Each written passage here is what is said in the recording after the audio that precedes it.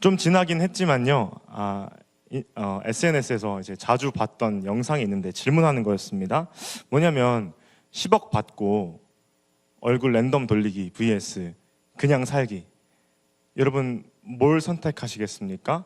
나는 10억을 받고 돌려버리겠다. 이제 손 한 번만. 네, 꽤 계십니다. 난 그냥 살겠다. 손 한 번만. 네, 자신감이 아주 충만하십니다. 네, 저는 그냥 돈만 받겠습니다.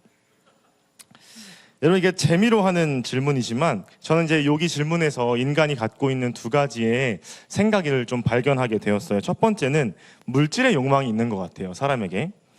보통 청년들이 느끼기에 한 10억 정도면 충분히 큰 돈이라고 여겨지기 때문에 나의 신체 중의 일부가 랜덤으로 바뀌어도 크게 상관하지 않는다라는 생각이 있습니다.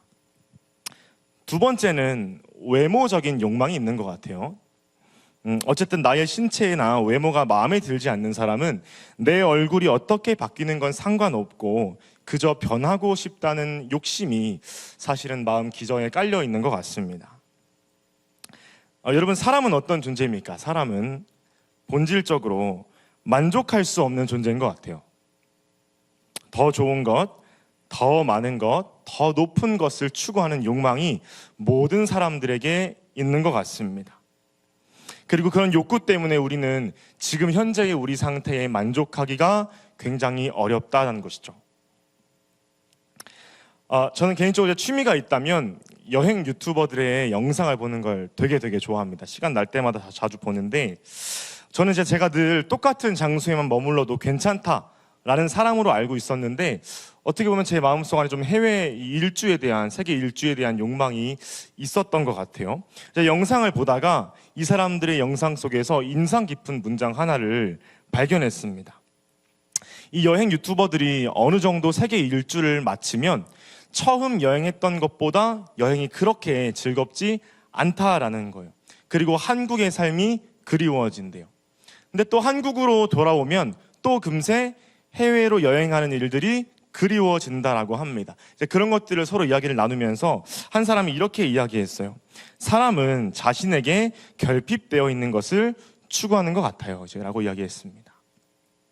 저는 이 문장이 되게 인상 깊게 다가왔거든요. 사람은 자신에게 없는, 그리고 다른 사람에게 있는 것을 향해서 계속 추구하며 살아가지만 그걸 가졌을 때에는 또 나에게 없는 결핍을 향해서 채우려고 갈망하는 것이 사람이라는 존재 같습니다.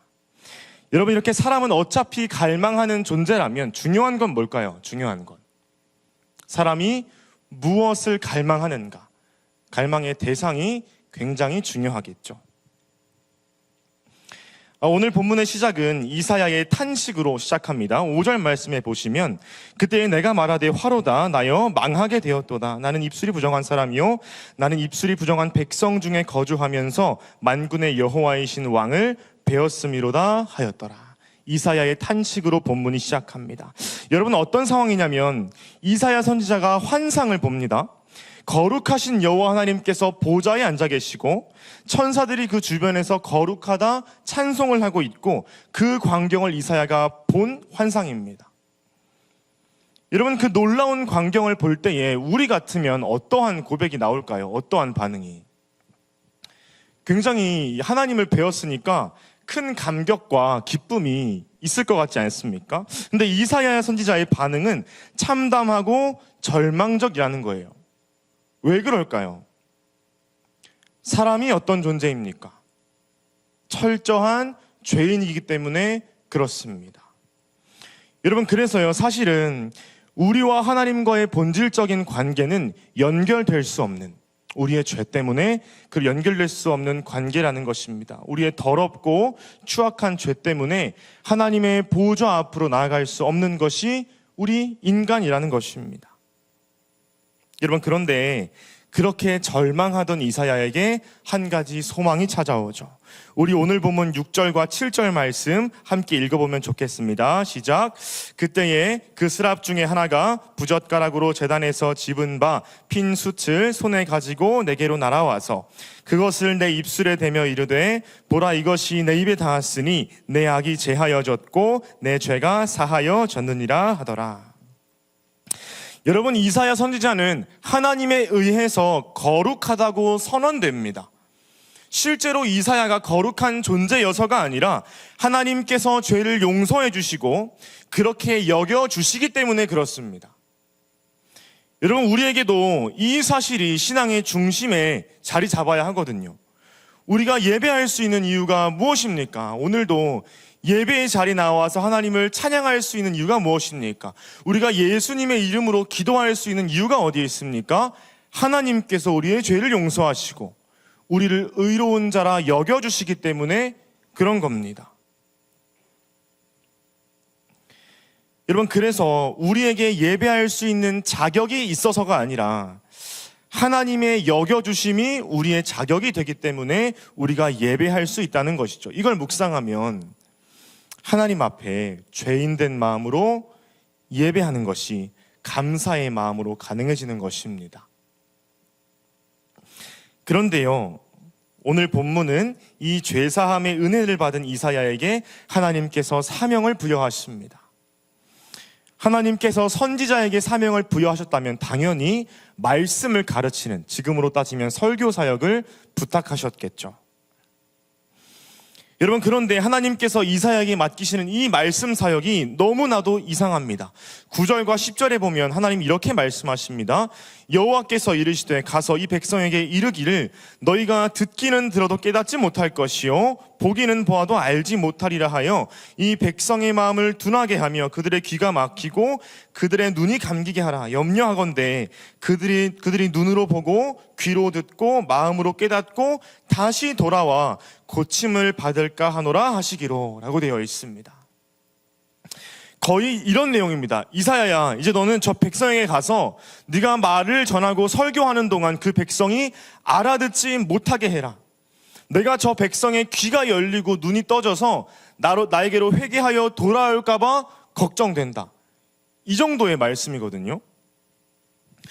여러분, 어떻게 하나님이 이제 이런 명령을 내리실 수 있습니까? 만약 저에게 하나님이 오늘 설교를 하면서 청년들이 이해도 못하고 듣지도 못하고 깨닫지도 못하게 하라라고 말씀하시면 저는 하나님의 그 명령을 순종해야 할지 아닐지 판단도 못할 것 같습니다. 여러분, 그래서 어떤 사람들은 이 말씀을 놓고 하나님이 진짜 선하신 분인가, 신정론에 대한 물음도 던지기도 합니다. 그런데 오늘 본문에서 하나님이 이와 같은 명령을 내리신 것은 하나님의 갑작스러운 선택이 아님을 우리는 기억해야 합니다. 이미 이스라엘 백성은 수도 없이 하나님을 배반하고 하나님께 죄를 짓고 그런 역사를 반복해 왔습니다. 그동안 많은 하나님의 경고가 있었고 말씀이 있었지만 이들은 여전히 죄악의 길을 걸어갔던 것이죠. 그래서 오늘 본문에서 마침내 하나님은 길이 참으시다가 이스라엘 백성에게 벌을 주시기로 결정한 것입니다. 여러분, 그러면 우리는 여기서 질문 하나를 던질 수 있죠. 뭘 얼마나 잘못했길래 말씀을 들어도 깨닫지도 못하고 말씀을 들어도 보지도 못하는 끔찍한 형벌을 받아야 했는가? 오늘 본문에 보면 독특한 단어들이 반복되고 있는 것을 볼 수 있습니다. 어떤 단어냐면요, 듣지 못하는 것, 보지 못하는 것입니다. 감각기관과 관련된 단어들이 계속해서 반복되고 있습니다. 여러분, 이사야서에서 이 두 가지의 단어가 반복될 때에는 우리가 특정한 한 가지의 죄를 지적하는 것임을 알 수 있어야 합니다. 무엇이냐면요, 우상 숭배를 지적하는 단어들이에요. 듣지 못하는 것, 보지 못하는 것은 우상 숭배와 반드시 연결이 됩니다. 이사야 42장에 보면 이렇게 되어 있습니다. 조각한 우상을 의지하며 부어 만든 우상을 향하여 너희는 우리의 신이라 하는 자는 물리침을 받아 크게 수치를 당하리라. 너희 못 듣는 자들아 들으라. 너희 맹인들아 밝히 보라. 맹인이 누구냐? 내 종이 아니냐? 누가 내게 보낸 내 사자같이 못 듣는 자겠느냐? 누가 내게 충성된 자같이 맹인이겠느냐? 누가 여호와의 종같이 맹인이겠느냐? 내가 많은 것을 볼지라도 유의하지 아니하며 귀가 열려 있을지라도 듣지 아니하는도다. 여러분, 사람이 손으로 만든 그 우상, 그 형상에 어떤 능력이 있겠습니까? 고대 근동에 존재하던 종교들은요, 사람의 손으로 만든 그 우상에 실제로 능력이 있다고 믿었습니다. 사람의 손으로 만든 그 나무 쪼가리, 그 돌멩이가 실제로 볼 수 있고 정말 들을 수 있다고 여겼기 때문에 우상으로 숭배했던 것이죠. 여러분, 그렇게 믿었지만 정말 그렇습니까? 바보 같은 질문이죠. 우상들이 어떻게 들을 수가 있고 어떻게 볼 수가 있겠습니까? 우상은 단지 인간의 손으로 만든 물질일 뿐입니다. 여러분, 마찬가지라는 거예요. 그 우상을 숭배하는 우상 숭배자들도 역시 듣지 못하고 보지 못하게 될 것이라는 하나님의 경고가 담긴 말씀입니다. 여러분, 이사야서 전체에서 특별히 우상 숭배와 관련하여 명시하고 있는 것이 있다면 우상이 보지 못하고 듣지 못하는 나무 쪼가리에 불과하듯이 우상 숭배자 역시 보지 못하고 듣지 못하는 자라는 것입니다. 그들에게는 육신의 눈과 귀가 있을지라도 영적인 눈과 영적인 귀가 닫혀 있다라는 말씀이죠. 그래서 하나님은 오늘 이사야를 통해 우상 숭배를 일삼던 이스라엘에게 이렇게 경고하신 것입니다. 야, 너네가 그렇게 우상을 좋아하고 섬기냐? 그러면 너네가 섬기는 우상처럼 너희도 보지 못하게 될 것이고 너희도 듣지 못하게 될 것이야. 너희의 죄 때문에 너희가 이렇게 될 것이야 라고 하나님께서는 이스라엘의 죄를 통해서 심판하고 계십니다. 여러분, 이 말씀이 우리에게 알려주는 중요한 사실이 있다면요, 우상 숭배자들은 그들이 섬기는 우상처럼 눈이 멀고 귀가 먹게 된다는 것입니다. 그들은 우상이 자신들에게 복을 주고 인도해 줄 것이라고 믿었지만 결과는 비참한 심판밖에 남지 않았습니다. 여러분, 결국 사람은요, 예배의 대상을 따라간다는 것이죠. 사람은요, 갈망의 대상을 따라간다는 것입니다. 이 내용과 관련해서 그레고리 비일은 그의 저서에서 이렇게 설명합니다. 우상 숭배자에 대한 동시에 우리에 대한 원리는 다음과 같다. 곧 우리가 멸망당하는 쪽으로든 회복되는 쪽으로든 우리는 우리가 숭배하는 것을 닮아간다. 쉽게 이야기하면 우리는 우리가 예배하는 대상을 결국 닮아가게 될 것입니다. 우리가 갈망하는 것을 결국 닮아가게 될 것입니다. 우리가 갈망하는 것이 곧 우리의 정체성이 될 것입니다.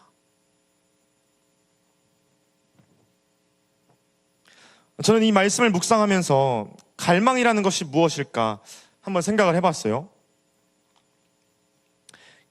갈망이 무엇일까 생각해봤을 때 우리 삶 속에서 지속적으로 행하는 일들, 우리가 지속적으로 일상 속에서 수도 없이 찾고 보고 듣는 것, 바로 그것이 우리가 갈망하는 거 아닙니까? 그러므로 오늘 하나님은 사람의 갈망에 대해서 무서운 경고를 날리시는 거예요. 우리가 일상 속에서 찾고 보고 듣는 그 예배의 대상이 바로 우리의 정체성이 된다는 것입니다. 내가 돈을 갈망하면 돈으로 말미암아 비참해질 것이고, 내가 사람을 갈망하면 사람으로 말미암아 비참해질 것이고, 내가 지위나 자리를 갈망하면 그것 때문에 망하게 될 것이라는 겁니다. 결국 우리 일상 속에서 다른 것을 갈망하는 우상 숭배의 결과는 무엇입니까? 우리의 영적인 눈이 가려워져서 하나님의 말씀을 볼 수도 없고, 우리의 영적인 귀가 닫혀서 하나님 말씀이 이해도 안 되고 하나님의 임재를 볼 수도 없는 비참한 상태가 우상 숭배자의 결과라는 것입니다. 여러분, 이게 얼마나 무서운 말씀인지 몰라요. 내가 아무리 예배를 드리러 와도 다른 것을 갈망하면 주의 말씀이 들리지 않고, 내가 아무리 예배하러 와도 다른 것을 갈망하면 주의 영광이 보이지 않고, 내가 아무리 예배하러 와도 다른 것을 갈망하면 하나님을 느낄 수 없다는 것입니다. 얼마나 무서운 말씀인지 몰라요. 여러분, 우리는 오늘도 예배하러 나오시지 않았습니까? 서두에 말씀드린 것처럼 우리가 예배할 수 있는 이유는 하나님께서 우리를 거룩하게 여겨주시기 때문이거든요. 우리의 죄를 용서하시고 정결하게 하셨기 때문에 우리가 예배할 수 있습니다. 그런데 우리가 이 시간 스스로를 돌아보기를 원합니다. 주일 예배에 나오는 것만으로는 우리의 신앙이 참된 것인지 판별할 수가 없다라는 것입니다. 주일 예배를 드리면서도 우리는 끊임없이 다른 것을 갈망하며 다른 가치들을 예배할 수 있다는 것입니다. 그런 상태라면 우리 역시 이사야서의 말씀에 등장한 우상 숭배자들의 결과와 똑같이 될 것이라는 말씀이죠.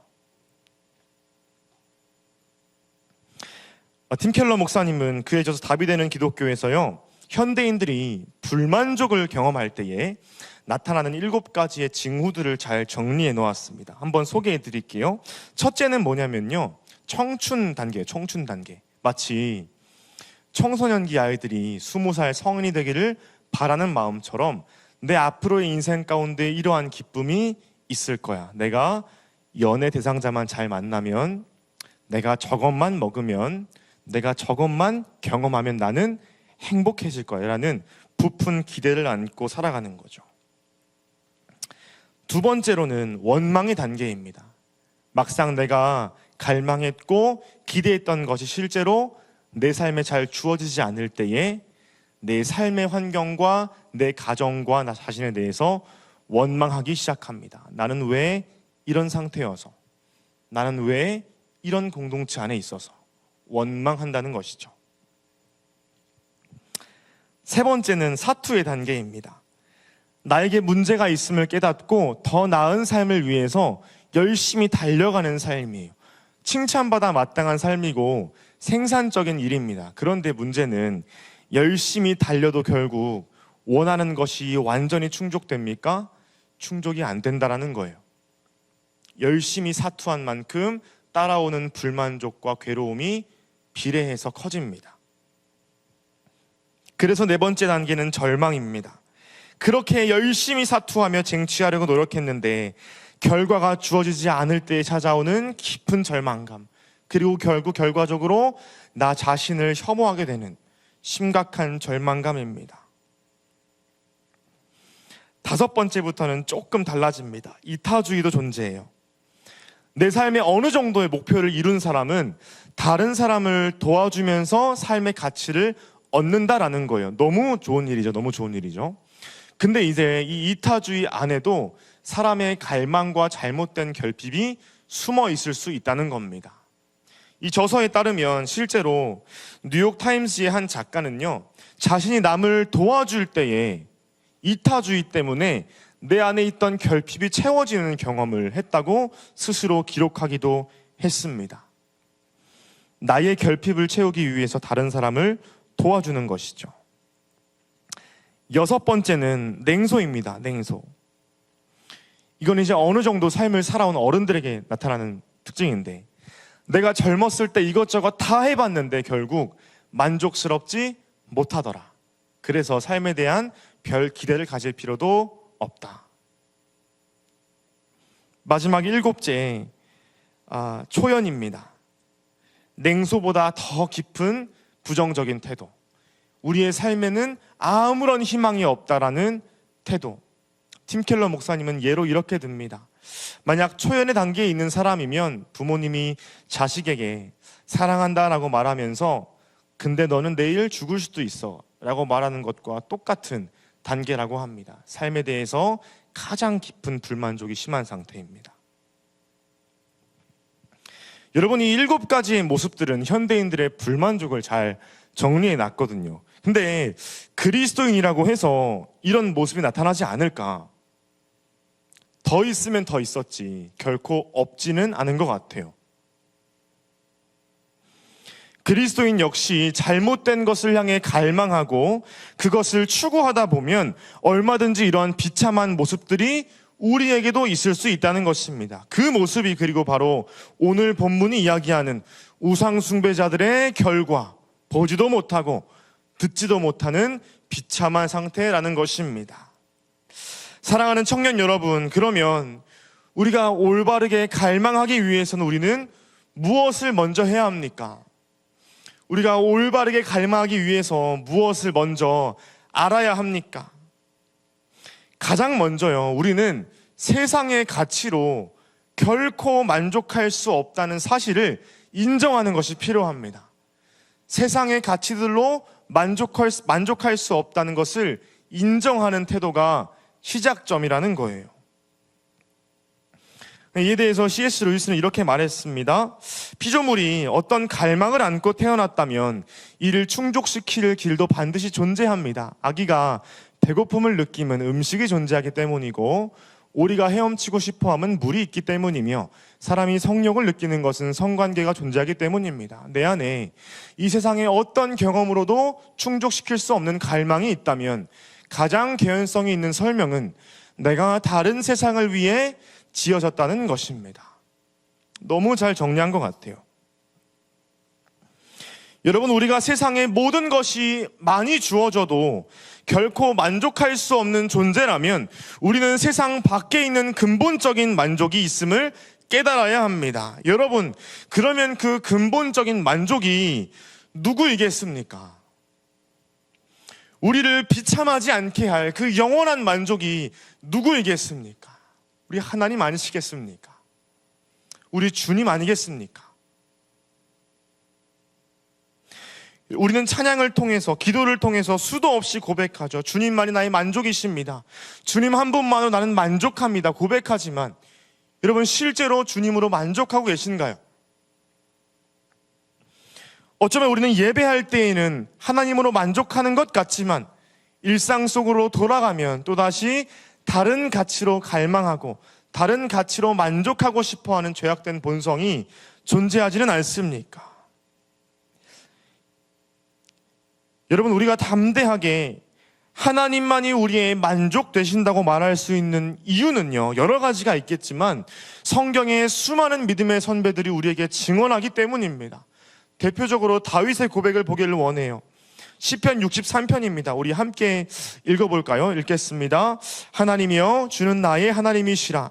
내가 간절히 주를 찾되 물이 없어 마르고 황폐한 땅에서 내 영혼이 주를 갈망하며 내 육체가 주를 앙모하나이다. 내가 주의 권능과 영광을 보기 위하여 이와 같이 성소에서 주를 바라보았나이다. 주의 인자하심이 생명보다 나음으로 내 입술이 주를 찬양할 것이라. 이러므로 나의 평생에 주를 송축하며 주의 이름으로 말미암아 나의 손을 들리이다. 골수와 기름진 것을 먹음과 같이 나의 영혼이 만족할 것이라. 나의 입이 기쁜 입술로 주를 찬송하되. 할렐루야, 아멘. 여러분, 성경을 보시면 다윗이 이 고백을 드릴 때의 상황이 어디라고 합니까? 유대 광야라고 나와 있습니다. 사막입니다. 사막에 뭐가 있겠습니까? 갈증을 해소할 물도 없고요, 기름진 것은커녕 배를 채울 음식도 존재하지 않습니다. 의지할 수 있는 사람도 당연히 없고요, 사방에서는 맹수들이 다윗을 위협했을 것입니다. 그런데 그때의 다윗은 뭐라고 고백합니까? 하나님이여, 주는 나의 하나님이시라. 내 영혼이 주를 갈망하며 내 육체가 주를 앙모하나이다. 아멘. 여러분, 우리 역시 이런 고백을 마땅히 드려야 하지 않겠습니까?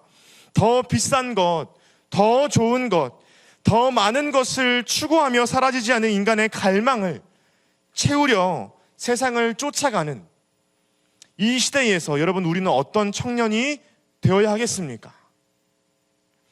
광야와 같은 삶일지라도 때로는 믿음의 삶을 살면서 세상 사람들보다 적게 소유할 수 있고 뒤처질 수 있고 불리할 수 있지만 그때에 우리는 다윗과 같은 고백이 우리의 입술에서 회복되어야 할 줄로 믿습니다. 말씀을 맺겠습니다. 여러분, 우리가 살아가면서 하나님이 아닌 다른 것을 갈망하는 이유가 뭘까 제가 생각을 해보니까요, 아직 경험하지 못한 것에 대한 기대가 있는 것 같아요. 내가 저걸 아직 안 가져봤기 때문에, 내가 저걸 아직 경험 못했기 때문에 등등등, 내가 아직 경험하지 못한 것에 대한 갈망이 있기 때문에 우리가 다른 가치를 쫓는 것 같습니다. 여러분, 그런데요, 이미 믿음의 선배들이 신앙의 길을 걸어간 후에 우리에게 수도 없이 증언하지 않았습니까? 특히 세상의 모든 쾌락을 즐겼던 사람이 한 명 있습니다. 어거스틴이에요. 어거스틴.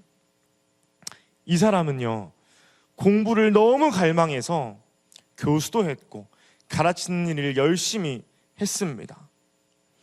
이 사람은요, 종교도 너무 갈망해서 기독교가 아니라 마니교라고 하는 이단에 깊이 심취해도 봤습니다.